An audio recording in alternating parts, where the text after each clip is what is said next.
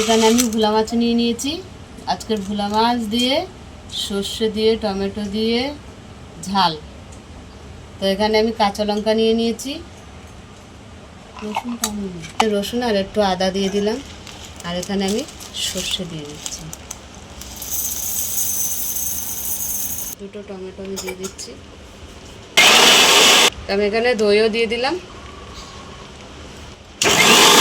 মাছে নুন দিয়ে দিলাম, হলুদ দিয়ে দিলাম, মাছে নুন হলুদ মাখিয়ে নিলাম। কড়া গরম হয়ে গেছে, তেল দিয়ে দিচ্ছি, সর্ষের তেল। মাছগুলো ভেজে নেব।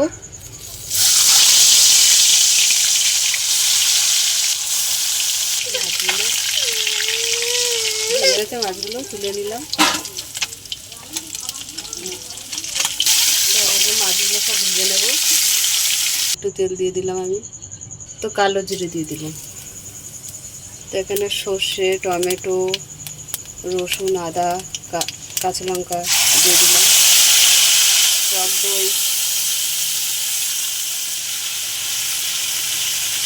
তো হলুদ দিয়ে দিলাম, লাল গুঁড়ো লঙ্কা দিয়ে দিলাম,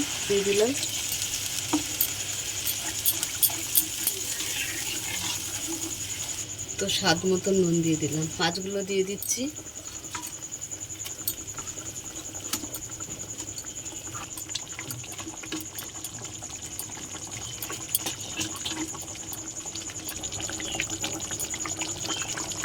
একটু আমরা সর্ষের তেল দিয়ে দিলাম। সর্ষে দই টমেটো দিয়ে ঝাল হয়ে গেছে, তো নামিয়ে নিচ্ছি। এই 2 পিস ইলিশ মাছ দিয়ে দিয়েছি।